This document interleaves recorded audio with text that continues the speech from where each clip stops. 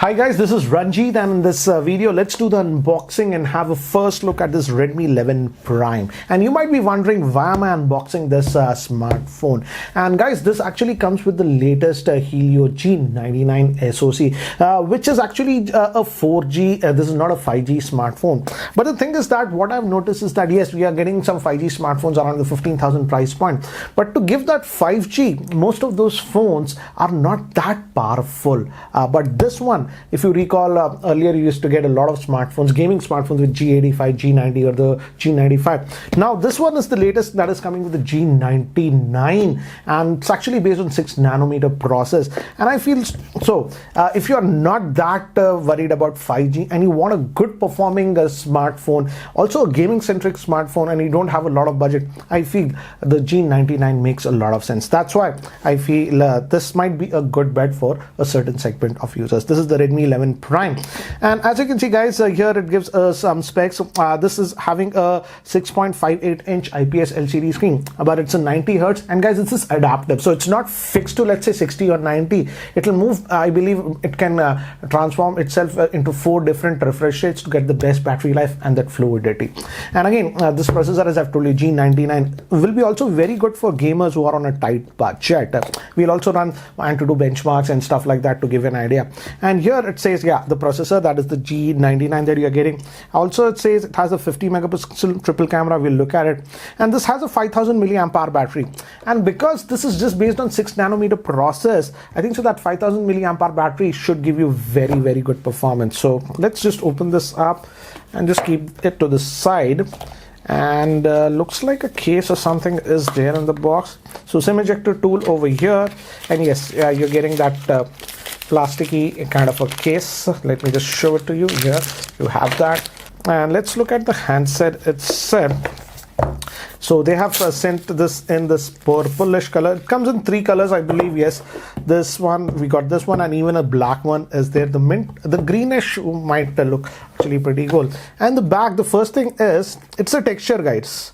So yes, the grip should be actually good on this smartphone. And again, it's having a 6.5 inch 5.8 inch screen, as you can see, guys, and back that triple camera setup. And we do get a 3.5mm headphone jack, and we also get a IR blaster, so that's really good. I was not expecting IR blaster at this price point, so that's nice to see. And volume rocker, power on off button, button will be the vent for the speaker, your USB Type-C port, SIM tray, no, this is the main microphone, and the SIM tray is over here on this end. Let's see the configuration. What do we get? So it's a proper triple slip slot, and we also have a rubber gasket. I was not expecting that. And by the way, guys, the glass on this one is Gorilla Glass 3, and this is having UFS 2.2 storage also. For considering the price point, I feel it might be a good bet. Let's see what else do we get in the box. So it looks like there is a charger, and it's a 22.5 watt charger, so decent, I would say, for this price point, and a USB Type A to Type C cable. So that's what we get in the box. So what I'll do is I'll just set this up, and then we will continue. So guys, this is actually the next stage. So I've used this device a little bit, so let me give you an overview, and I'll just keep the box to the side. And guys, as you can see, this is having a 6.58 inch screen, but the good thing is that it's an IPS LCD screen, and it's actually having adaptive refresh, and the screen can go up to actually 90 hertz also. By default it will be on 60 hertz, but the thing you notice, adaptive, it actually, the refresh rate automatically moves between 3 modes. And actually, if I recall, it can move between 30 hertz, 50 hertz, 60 hertz, and 90 hertz. And if I go towards the setting, let me actually show you. And if I go to the display option here, you can set the refresh rate. By default, it will be on 60 hertz, but you can set it to high at 90 hertz. I have been actually using it in 90 hertz, and again, you notice that smooth scrolling on this smartphone. So that's actually a nice thing on this one. And again, guys, as it's a budget oriented phone, there is some bloatware installed, but again, not too much, I would say. But yeah, there are some bloatware apps, as you can see. Moving to the in-hand feel, this does not feel very heavy, but again, it's a big phone. I like that the fingerprint scanner is here, so your thumb stays here and you just press it and it unlocks, and the accuracy, as you can see, is very good. And Typical MIUI that you're getting on this one. If I just go towards the settings and if you go to about the phone, MIUI version 13, and out of the box Android 12, and this smartphone is supposed to get the next 2 years of Android upgrades and 3 years of security upgrade, which is actually pretty good for this sort of a phone considering the price point of this one. And if you go to all specs, this also has that RAM boost. This one has 6 gigabytes of RAM, but again you're getting the 2 gigabytes of RAM with RAM boost. And again, as I've told you, it's having the Mediatek G99 SOC, which is, I feel, this is the first smartphone that is getting this chipset. This is actually based on 6 nanometer process, and it's octa-core. Actually, the 2 powerful cores are based on ARM Cortex A76, and the rest of the 6 power efficient cores are on A55. And actually ran some benchmarks and stuff. This chipset actually surprised me with its performance. I'll show you some of the benchmarks later on, and also I did some gaming, so the gaming footage also I'll show you. But overall, it's good, and I feel this smartphone should also give pretty good battery life. It's too early to talk about the battery life, but initial assessment, it should give actually pretty good battery life, as it's based on 6 nanometer process. And even when I was just gaming and stuff, it did not get actually pretty hot, so that was actually a nice thing on this smartphone. And storage, as I've already told you guys, it's having UFS 2.2. In fact, here are all the specs for this specific smartphone, so that you get a better idea regarding that one. So let me actually, as I've told you, show you some of the benchmarks that I have run. If I go to the gallery, I saved some screenshots, some camera samples I'll show you later. Okay, this is the wildlife test that I did, graphic test. You can also download 3D Mark, and we got a very respectable score of 1209. I also ran Geekbench 5, and single core we got 549, and multi-core again 1864. Again, if you notice, for this sort of smartphone in this price band around 12,000 or something, this is a very good score. I also ran Antutu. I sideloaded Antutu because many of you want to see the Antutu scores. So let me just show it to you. And as you can see, I run Antutu, and we got a very healthy score of 3,70,980, almost 3,71,000.